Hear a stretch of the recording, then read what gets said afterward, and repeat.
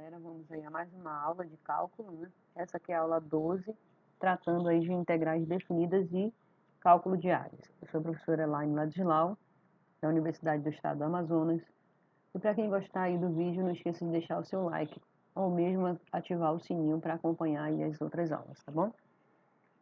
Bem, a gente vai fazer uma diagonal, na verdade, para tentar aí justificar o cálculo de áreas usando as integrais, tá? Então, aqui no caso, a gente vai estar utilizando a chamada soma de Riemann, que é a determinação aí de retângulos, né? No caso aqui, a gente está falando de área de quem, né? No caso, a gente está considerando aqui uma função contínua, né? E a gente vai estar definindo essa função apenas em um intervalo, nesse caso aqui de 0 até 1, aqui no caso, tá? E nós vamos verificar o seguinte, que é aquele dxzinho que aparece na integral. Nesse caso, a interpretação geométrica é como se fosse uma partição ou um refinamento do intervalo. Então, aqui nesse caso, aqui entre 0 e 1, a gente vai, por exemplo, definir aí, vai dividir esse intervalo em 10 pedaços, tá? Então, a gente particionou esse intervalo em 10. Então, eu percebo que para cada um pedacinho desse intervalo, aqui, por exemplo, esse aqui seria o xi, esse aqui o xi menos 1. A gente vai pegar, então, o cruzamento dessa reta aqui com o gráfico, tá? Então, entre xi menos 1 e xi, a gente percebe que tem duas alturas. Nesse caso, a gente pode fazer a aproximação da área por cima. No caso aqui, a gente vai pegar a maior das duas alturas e vai fazer aqui o fechamento desse retângulo, ok? E a gente também vai conseguir fazer essa aproximação da área por baixo, fazendo aqui a partição, pegando aqui dois quaisquer dessa partição, né, o xi e o xi menos 1, e vai pegar a menor altura. Assim a gente consegue uma aproximação de área por cima, né, ou seja, sobrando e uma faltando. Nesse caso aqui, vamos ver essa parte da aproximação por cima. A gente pegou aqui 10, dividiu esse intervalo em 10 pedaços, tá? Foi pegando aqui, construindo esses retângulos. E aí a gente depois fez a soma dessas áreas desses retângulos, o que deu aqui pra gente aproximadamente 0,385, tá? Então aqui seria a área aproximada por cima. Mas aqui o que diz esse cálculo? Quanto menor, aliás, quanto maior o refinamento, melhor a aproximação dessa área que a gente está querendo calcular entre o gráfico da função e o eixo do x aqui, ou seja, a parte positiva da função aqui, tá? Nesse caso aqui, a gente pegou 30 partições. Então, dividiu esse intervalo de 0 até 1 em 30 pedaços, foi pegando aqui esses retângulos, construídos da mesma maneira, sempre pegando a maior altura. E aí a gente fez a aproximação, então, do cálculo dessa área, que foi de 0,3502. Então, percebo que a partir do momento que eu consigo refinar mais ainda o meu intervalo, eu consigo uma melhor aproximação da área. Aqui, para n igual a 50, a gente conseguiu 0,3434. Então, com certeza, essa área aqui aproxima bem melhor do que essa primeira partição que nós fizemos só com 10. E a mesma coisa para a soma de Riemann pegando essas alturas menores, ou seja, abaixo do eixo do gráfico da função, eu construo esses retângulos, tá? E faço a somatória dessas áreas, que deu 0,285. Né? Nesse caso aqui, a gente percebe que tem área faltando aqui para preencher toda essa área que a gente quer calcular. Com 30 partições aqui, a gente consegue, então, 0,3169, com 50, 0,3234. Certo? Então, aqui nesse caso, a gente verifica que quanto maior é a repartição, essa partição do intervalo, melhor é a aproximação da área, tá? De um modo mais eficaz, o que foi feito? A gente, em vez de pegar essas alturas por cima e por baixo, a gente foi pegando um ponto amostral dentro dessa partição. Então, aqui, por exemplo, entre o intervalo começo, né, o x0, que seria o A, até o x1, eu pego uma amostra onde essa altura aqui vai representar bem bem mais do que essa extremidade superior ou a extremidade inferior. Então, eu pego um ponto entre cada uma das partições e vou estabelecendo esses pontos amostrais de forma que quando eu passe o limite da somatória dessas áreas, né, que esse daqui f de x e estrela seria a altura desse retângulo. E o ΔX aqui é exatamente o tamanho de cada uma dessas partições que a gente toma, né, pegando a variação aqui no eixo x. Quando eu pego o limite quando n tende a infinito, isso aqui se aproxima bastante da área e que a gente define, na verdade, como uma integral definida. Então, integral de f de x dx variando de a para b, ok? Então, dessa forma, eu consigo calcular aí a integral definida. De uma maneira bem mais rápida, aqui eu estou fazendo só uma diagonal, se você quiser dar uma olhada no livro-texto para verificar a demonstração do Teorema Fundamental do Cálculo, TFC.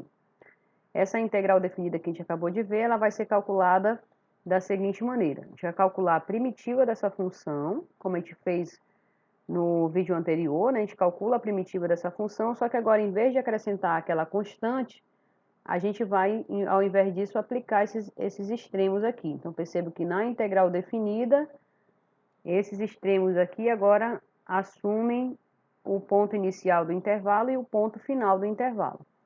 E nesse caso do Teorema Fundamental do Cálculo, a gente vai aplicar a primitiva no extremo superior, menos a primitiva aplicada no extremo inferior, tá bom?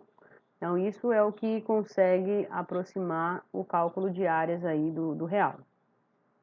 Aí você poderia se perguntar, mas para que eu preciso de calcular essas integrais entre funções? Cálculo entre o gráfico de uma função e o eixo do x. Bem, esse estudo, na verdade, ele é para cálculo de regiões circulares, porque nas regiões circulares a gente não consegue, né, aplicar o que a gente viu em geometria, né, geometria de figuras planas, né, área de figuras planas, ou mesmo uma área de uma figura que tenha um ângulo com eixo vertical. Então você consegue calcular essas áreas, mas no caso para circulares a gente tem que fazer o cálculo de integrais mesmo para fazer a aproximação de área. Bem, aqui algumas propriedades da integral. Como a gente viu, ela é definida como limite, então as propriedades de limite vão ser arrastadas também para a integral. Então, integral de constante, de uma constante aqui, né? A constante sai da integral e vai ficar a integral de dx aqui. Mas aí no caso seria primitiva de 1, que é o próprio x, variando de b para a, que vai ser o teorema fundamental do cálculo, que vai dar b menos a. Então, essa integral de c dx de a para b é c vezes b menos a. E isso a gente consegue interpretar exatamente com a área desse retângulo, né? Variando aqui essa função constante y igual a c, definida nesse intervalo de a para b. A gente percebe, então, que é a base, que é b menos a, vezes a altura, que é c. Beleza? Então, a gente consegue aí verificar cálculo de área de figuras planas com a mesma integral, ela coincide, tá bom? Integral da soma é a soma das integrais, só lembrando aqui que a gente preserva a mesma condição dos intervalos, tá? Integral de constante vezes a constante sai, fica só a integral da função. Integral da diferença é a diferença entre as funções, tá? Uma curiosidade aqui, quando a gente quer inverter o intervalo, por exemplo, estou particionando de A para B, de repente eu quero, em alguma situação, de B para A. Então, quando eu inverto essa ordem do intervalo, eu tenho que acrescentar um sinal de menos aqui na frente da integral, ok? E da mesma forma, quando a função estiver na parte negativa, se ela apresentar um sinal negativo, então eu tenho que fazer menos a integral também para calcular a área. E quando eu calculo a integral de f de x dx de a para a, nesse caso não tem área nenhuma, isso aqui seria exatamente zero, tá? E uma outra coisa que eu também posso fazer é, como a gente está falando de partição, de repente eu estou calculando a integral de a até b, né? Então eu quero incluir um c aqui no meio desse intervalo, então isso não tem nenhum problema. A gente vai calcular a integral de a para c mais a integral de c para b, e isso vai ser a integral de A para B, ou seja, o total pode ser desmembrado em duas áreas aqui, do modo como você quiser particionar aqui esse intervalo. Então, só para exemplificar, a gente vai pegar aqui a integral de 4 mais 3x ao quadrado dx, variando de 0 para 1. Então, novamente, a gente vai aplicar aquelas primitivas, tá? O cálculo da primitiva. Então, aqui, de uma forma bem rápida, né? Integral de 4, a integral da soma é a soma das integrais, então a gente pode separar aqui as integrais. Esse 4 sai, integral de dx é x, variando de 0 para 1 dá 1. Então, isso aqui dá só 4. Aqui nessa outra integral, 3 sai, primitiva de x ao quadrado é x ao cubo sobre 3, e simplificando com esse 3 aqui na frente vai dar só x ao cubo, variando de 0 para 1 dá 1. Então, isso aqui dá 4 mais 1, que dá 5, beleza? Propriedades comparativas. Bem, é aquela história que eu falei, né? Se você estiver calculando a área de uma função que possivelmente vai ser positiva, né, função, então essa integral vai ser positiva também. Caso ela seja negativa, a gente inverte e coloca um sinal de menos na frente da integral aqui, tá bom? Preserva essa ordem, né? Se f for maior do que g, a integral de f vai ser maior que a integral de g. E também o teorema do confronto também vai valer aqui para essa integral. Bem, então só retomando aí novamente que a gente coincidiu o cálculo de área com a integral definida. Então, nesse caso aqui, encontre a área sob a curva cosseno de 0 até b, onde b varia entre 0 e π sobre 2. Então, está aqui o gráfico da função cosseno de x. Essa é a partição que você quer, de 0 até π sobre 2, tá ok? Então, você quer calcular essa área. Então, a área vai ser integral de 0 até esse b, de cosseno de x dx, que é a nossa função cosseno de x, tá?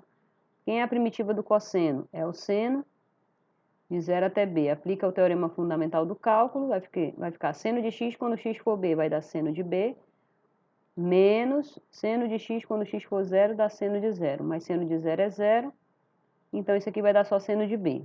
Em particular, quando b for esse extremo aqui desse intervalo que ele está variando, quando for π sobre 2, vai dar seno de π sobre 2, que dá 1. Então, essa área aqui, compreendida, vale 1 unidade de comprimento. Unidade de área, unidade de área. Só uma atenção, quando vocês tiverem uma função que apresenta variação de sinais, você tem que tomar esse cuidado para não anular a própria área, tá? Porque essa soma das duas funções pode ser que dê uma área negativa, isso não seria compatível. Então, o ideal é que você rebata essa parte negativa em módulo aqui para cima, e aí você consegue calcular, então, a soma das áreas aqui, tá bom? Esse cálculo aqui é só para lembrar para vocês que a gente pode ter um quociente, nesse caso aqui um denominador simples, então a gente pode sair dividindo, né, cada termo pelo denominador, transformar isso em potência, então aqui, ó, 2, aqui t ao quadrado por t ao quadrado vai dar raiz de t, que é t elevado a meio, menos 1 sobre t ao quadrado, que é t elevado a menos 2. Aqui, nesse caso, tudo é potência, então a gente aplica aquela regrinha de integração que a gente viu no vídeo anterior, tá? Então, o 2 sai, primitiva de dt é o próprio t, primitiva de t elevado a meio é t elevado a meio mais 1 sobre meio mais 1, menos a primitiva de t elevado a menos 2 é t elevado a menos 2 mais 1 sobre menos 2 mais 1. Fazendo todas essas continhas, a gente chega em 32 quatronômios, tá? Assim, uma outra coisa, sempre quando a gente calcular uma integral definida, isso aqui vai resultar um número para a gente, tá? Se essa função for positiva, esse cálculo coincide com o cálculo de área, ou seja, o gráfico dessa função variando nesse intervalo vai coincidir com a área, e aí esse número possivelmente vai ser positivo, tá? E uma outra regrinha aí, a substituição simples, tá? Que a gente vai fazer aí quando tiver função composta. Beleza? A gente vai ver aqui um exemplo, integral de x sobre raiz de 1 menos 4x ao quadrado dx. Isso aqui é uma integral indefinida, tá? Esse procedimento pode ser feito tanto para a integral definida como para indefinida. A gente faz a substituição onde está dando problema, então o que está dentro da raiz a gente chama de u. faz a derivada de 1 em relação a x vai dar, aqui derivada de 1 é 0, derivada de menos 4x ao quadrado é menos 8x. Portanto, du vai ser menos 8x dx. Aqui nessa substituição, a gente já encontra no numerador o x dx, então é o que eu vou isolar aqui, x dx vai ser du sobre menos 8. E faço a substituição dentro da minha integral. Então, lembrando, aqui está toda a variação em x. Quando eu passo para a variável auxiliar u, tudo tem que ficar dependendo de u, então, tá? Então, vai ficar integral de x dx, que é menos 1/8 de du, esse menos 1/8 sai, vai ficar só o du, e 1 sobre a raiz de 1 menos 4x ao quadrado. Então, 1 sobre raiz de u, ok? E aí aqui, novamente, eu coloco para a potência, 1 sobre raiz de u é u elevado a menos meio, aplico a primitiva aqui, que é u elevado a menos meio mais 1 sobre menos meio mais 1, que dá 2 raiz de u, vezes menos 1/8, mais a constante, que no caso aqui, integral indefinida sempre soma constante. Transforma, retorna com a variável, né? O u aqui é 1 menos 4x ao quadrado, e aí então você resolveu a sua integral. Só lembrando, começa na variável x, tem que terminar na variável x. Você faz a substituição apenas com um procedimento auxiliar, mas no final tem que retornar para a variável, beleza? E no caso da integral definida, a gente vai ter um pequeno procedimento a mais aqui para fazer na substituição simples, tá? Então, a integral de raiz de 2x mais 1 dx, variando de 0 até 4. A gente vai fazer a substituição chamando o que está dentro da raiz de u, tá? Faz a derivada, du dx aqui, derivada de u em relação a x é 2, porque a derivada de 1 aqui vai ser 0.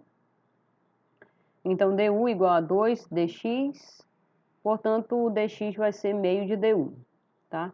E a coisa aqui que vai ser... isso aqui é bem parecido com o que a gente faz na indefinida, só que aqui a gente tem os intervalos. Então, na substituição primária aqui que você fez, você vai lá, aqui a variação em x. X igual a 0, u então vai ser 2 vezes 0 mais 1, que dá 1. Tá? Então, no lugar desse 0 aqui, desse intervalo aqui inferior, a gente vai colocar o 1, tá? Quando o x for 4, 2 vezes 4 mais 1 dá 9. E a gente vai fazer a substituição agora total aqui dentro. Raiz de 2x mais 1 é raiz de u, e o dx é meio de du. Então, o meio sai, integral da raiz é u elevado a meio mais 1 sobre meio mais 1, fazendo todas as simplificações, a gente chega aqui em 1/3 de u elevado a 3 sobre 2, variando de 1 para 9. Teorema fundamental do cálculo, tá? Esse 1/3 ficou aqui fora. U elevado a 3 sobre 2, quando u for 9, vai dar 9 elevado a 3 sobre 2, menos u elevado a 3 sobre 2, quando u for 1, vai dar 1 elevado a 3 sobre 2. Fazendo essa continha, eu tenho 26/3, tá? Então, essa integral dá sempre um número no final, aí, no caso, a integral definida. E um exemplo só para terminar aí com simetria, quando a função for simétrica, nesse caso aqui, x à sexta mais 1, ela é par. Só para a gente dar uma olhada aqui rapidinho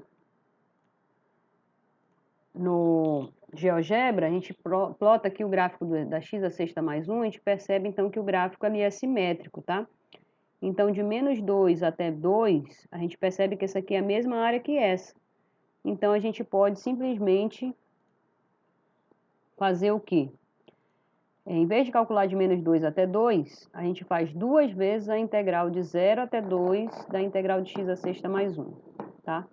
Então, esse 2 aqui permanece aqui fora, primitiva de x à sexta é x à sétima sobre 7, primitiva de 1 é x, variando de 0 até 2, primitiva quando x for 2, menos a primitiva quando x for 0.